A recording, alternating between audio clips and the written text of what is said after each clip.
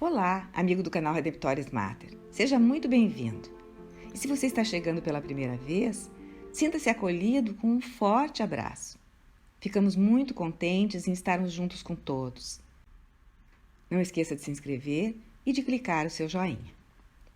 Hoje, queremos olhar o que Jesus diz no Evangelho de São Lucas sobre o tema da oração. Também Jesus rezava ao Pai, como esse trecho do Evangelho vai nos mostrar. Embora totalmente divino, Jesus rezava em sua humanidade continuamente ao Pai Celeste, sempre avivando a comunhão com Ele. A passagem é a seguinte.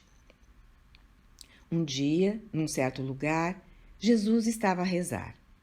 Terminando a oração, disse-lhe um dos seus discípulos: Senhor, ensina-nos a rezar, como também João ensinou os seus discípulos.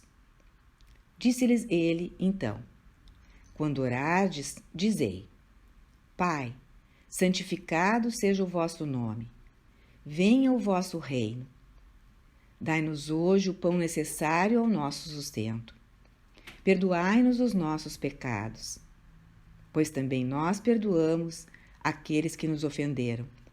E não nos deixeis cair em tentação.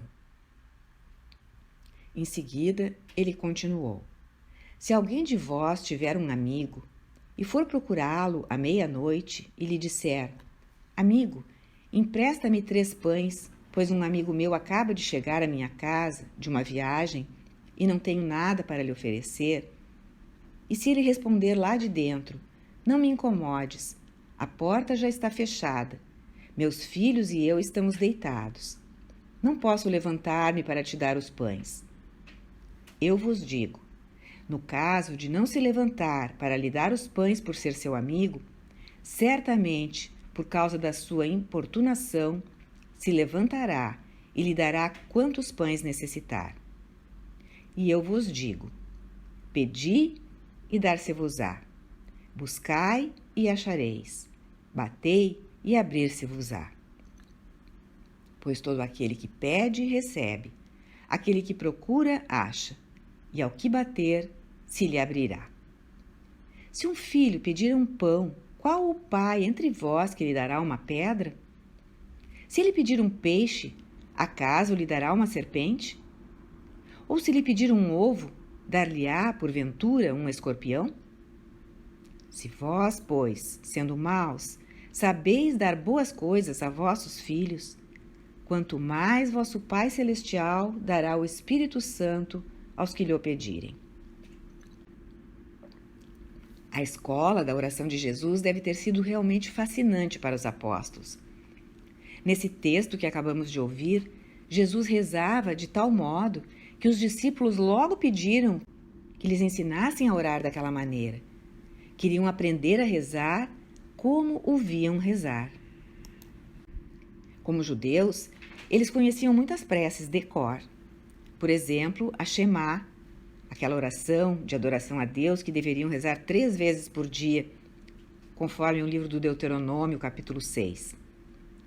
Memorizavam salmos e outros hinos e cânticos das Escrituras, transmitidos por seus pais. Algo como o que hoje chamamos de orações vocais. Às vezes, também vemos pessoas rezarem com muita contração e santidade, e desejamos experimentar o mesmo. Desejamos conseguir rezar com mais profundidade. Em resposta, Jesus dá 3 ensinamentos sobre a oração. O primeiro é uma oração vocal, o Pai Nosso. Temos 2 versões do Pai Nosso, a de Mateus, mais longa, e esta de Lucas, mais sucinta. Em Mateus há 7 pedidos. Santificado seja o vosso nome, venha o vosso reino, seja feita a vossa vontade, esses 3 focados em Deus, e outros 4 focados em nós. O pão de cada dia, o perdão, a preservação da tentação e a libertação do mal. Lucas coloca a santificação do nome de Deus e a vinda do seu reino, e prossegue com o pedido pelo pão cotidiano, o perdão de nossos pecados e a preservação da tentação. No tempo de Jesus, era comum a presença de orações em versões mais longas e mais curtas, como era o caso de uma série de bênçãos chamada Almidá. Hoje também, por exemplo, na missa, há uma oração eucarística mais longa e outras mais curtas. Substancialmente, as duas versões do Pai Nosso nos Evangelhos se assemelham. Alguns pedidos focados em Deus e outros no homem. Um ponto interessante é a primeira petição: santificado seja o vosso nome. Poderia o nome de Deus ser mais santo do que é? Não, é óbvio, pois ele é tudo acima de tudo e de todos. Esse é um pedido para que o nome de Deus seja santificado por nossas vidas, que as pessoas possam agir de modo que expressem como Deus é santo. Que a nossa fé, a nossa reverência, o nosso amor diante da sua santidade sejam traduzidos em santidade nas nossas ações. A humanidade seria muito diferente. O mundo poderia ser mudado se agíssemos de acordo com o que pede a santidade de Deus. O mesmo aconteceria se o seu reino se estabelecesse plenamente sobre a terra, ou seja, se a sua vontade fosse feita na terra. Aquilo que em Mateus está explícito, aqui em Lucas fica implícito, porque não há como vir o reino se não for feita a vontade de Deus. Esses dois pedidos que Jesus ensina, inclusive, constituem o núcleo do seu ministério: o amor a Deus e o reino. Ingressemos na segunda parte do Pai Nosso. Nós rezamos: o pão nosso de cada dia nos dai hoje. A palavra que Jesus usou seria aquilo que no grego se diz epiousios. Não significa literalmente o pão que alimenta o corpo, mas um pão sobrenatural, sobresubstancial, por assim dizer, ou supersubstancial, superessencial. Epi é sobre, ousios é natureza ou substância. Quando São Jerônimo traduziu a escritura para o latim, usou exatamente o termo supersubstancial. Dai-nos hoje o nosso pão supersubstancial. Jesus também queria que pedíssemos o alimento natural, mas o significado primário do seu ensinamento era o pão sobrenatural do reino de Deus, o novo maná, a Eucaristia. Assim como o antigo maná fora dado do céu ao povo israelita para chegar à terra prometida. Esse pão novo Jesus dará na última ceia e desde então por todos os séculos a cada missa. É alimento para a nossa jornada à nova terra prometida, que é a vida eterna e que costumamos chamar de céu. O pedido para Deus perdoar nossos pecados, como perdoamos aos que nos ofendem e pecam contra nós, é bem claro, de fácil entendimento. Mais complexo é o próximo: não nos induzas em tentação. Tentação traz à nossa mente as atitudes de sugerir e levar a pecar. Como o Pai nos levaria a pecar? Seria um absurdo Jesus ensinar a pedir ao Pai que não o fizesse, pois ele jamais o faria. O Catecismo da Igreja explica, aclarando o significado dessa expressão grega, me einsenenkes. O número 2846 e os seus subsequentes ensinam. Essa expressão significa: não permitas entrar em, não nos deixeis sucumbir à tentação. Na primeira carta de Tiago, capítulo 1, lemos que Deus não pode ser tentado pelo mal e a ninguém tenta. Ele quer, ao contrário, nos livrar da tentação. Nós lhe pedimos que não nos deixe enveredar pelo caminho que conduz ao pecado. Estamos empenhados no combate entre a carne e o espírito. Esse pedido do Pai Nosso implora o espírito de discernimento e de fortaleza. O Espírito Santo nos faz discernir entre a provação, necessária para o crescimento do homem interior, e a tentação, que leva ao pecado e à morte. Pedro fala, numa das suas cartas, de uma virtude comprovada. Uma virtude posta à prova que vence a tentação. Devemos também discernir entre ser tentado e consentir na tentação. Somente consentir é pecado. E o discernimento desmascara a mentira da tentação. Aparentemente, o seu objeto é bom, sedutor para a vista, agradável, como a maçã que a serpente apresentou a Eva no capítulo 3 do livro do Gênesis. Mas, na realidade, o fruto da tentação consentida é a morte. Deus não quer impor o bem, Ele quer seres livres. E prossegue o catecismo. Não cair em tentação envolve uma decisão do coração. Onde está o teu tesouro, disse Jesus, aí estará também teu coração. E ainda, ninguém pode servir a dois senhores. Se vivemos pelo Espírito pautemos também nossa conduta, Paulo ensina aos Gálatas. E na primeira carta aos Coríntios arremata: Deus é fiel, não permitirá que sejais tentados acima de vossas forças. Com a tentação, ele vos dará os meios de sair dela e a força para a suportar. E termina o número 2849 do Catecismo.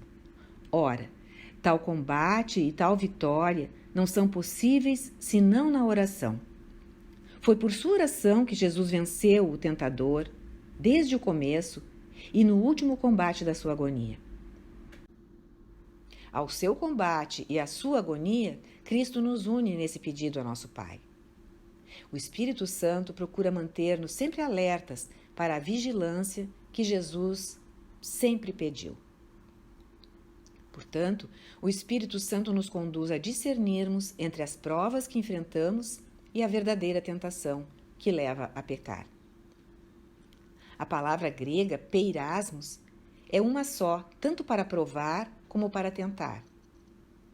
Deus, que não tenta ninguém, como diz Tiago, não nos induz ao pecado. Permite que passemos por determinadas provas para crescermos na força espiritual, para aprendermos a rejeitar o que é mal.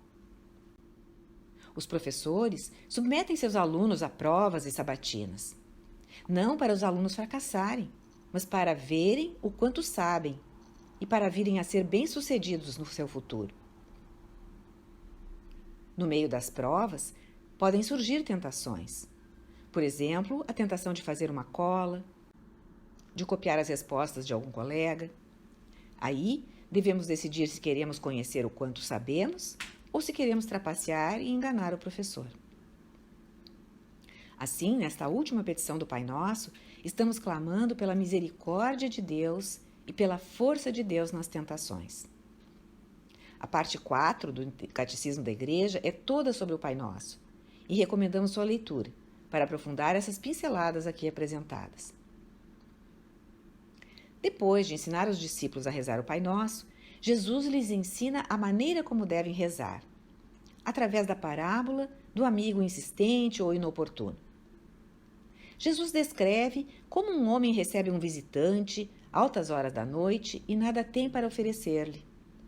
Busca ajuda junto a um amigo que já está dormindo.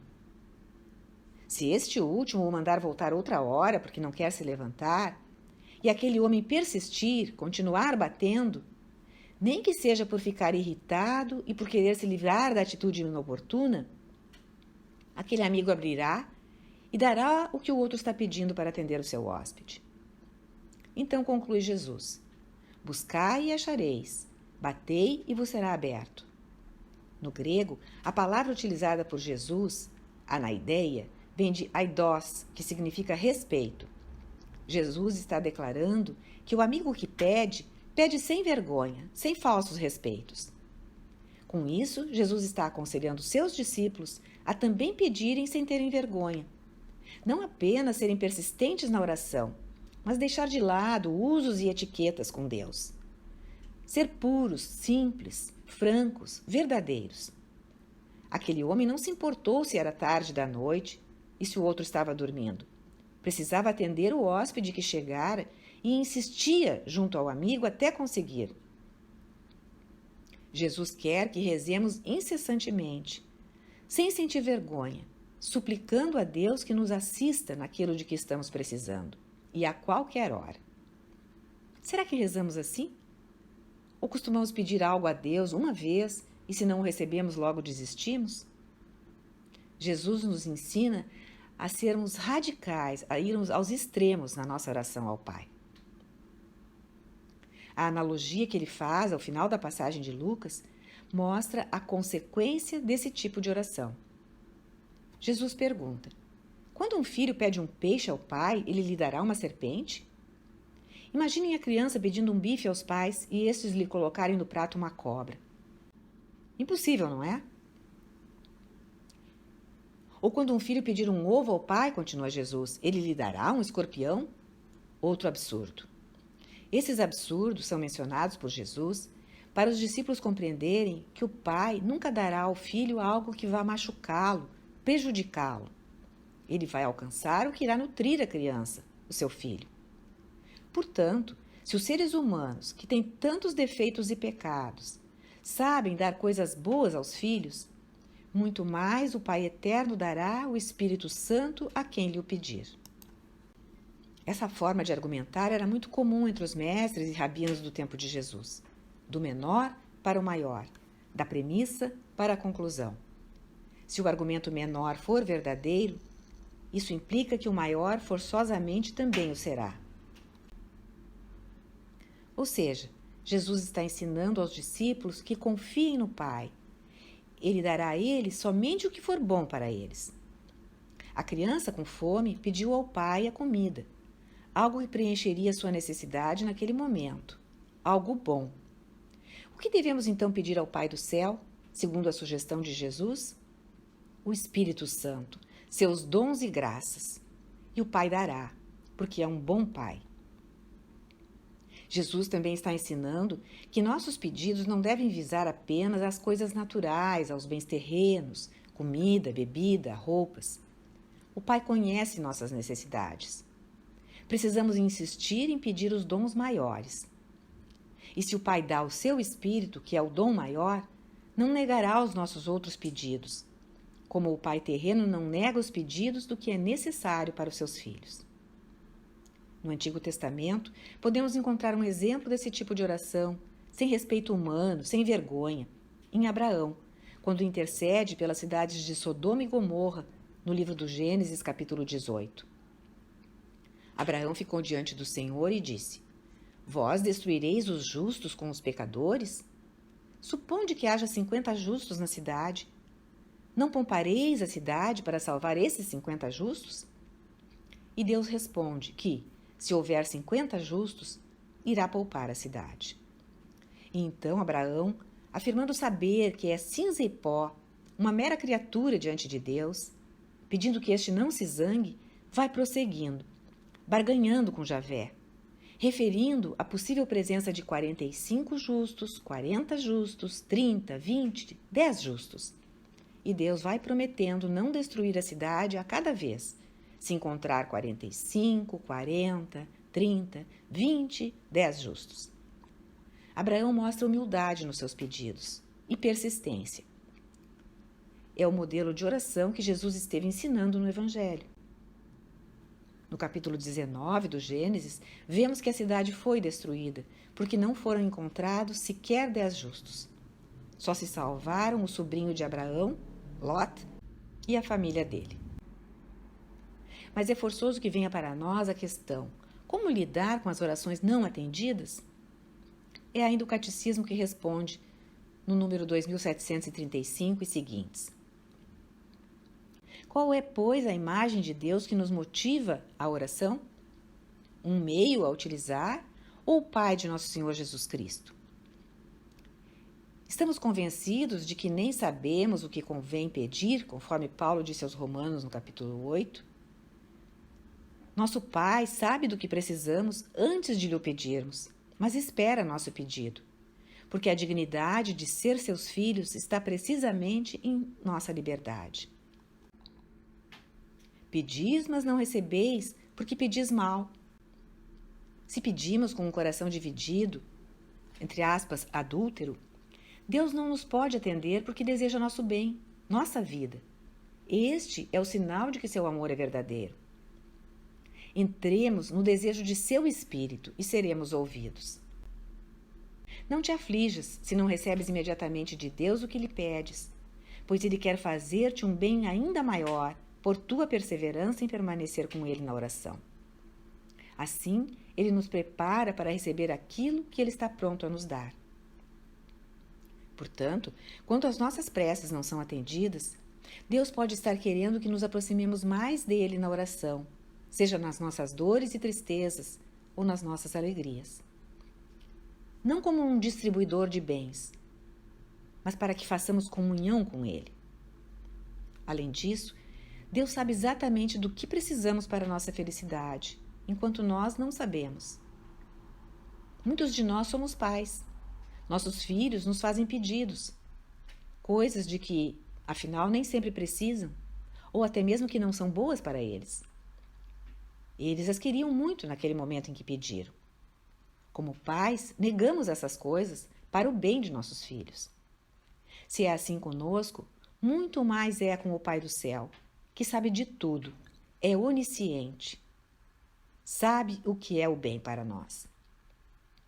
Pode parecer que Ele não esteja nos ouvindo ou atendendo a nossa oração. Deus não é um instrumento a que recorremos, mas um pai que cuida dos seus filhos e só lhes dá o melhor. Aprendamos a confiar sempre mais nesse pai.